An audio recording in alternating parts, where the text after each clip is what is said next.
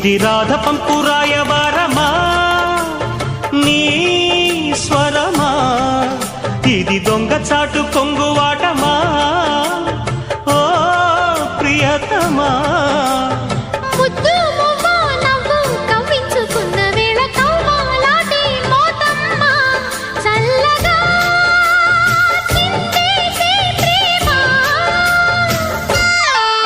సిరి చందనపు చెక్క లాంటి భామ, నందివర్ధనాల పక్క చేరవమ్మ.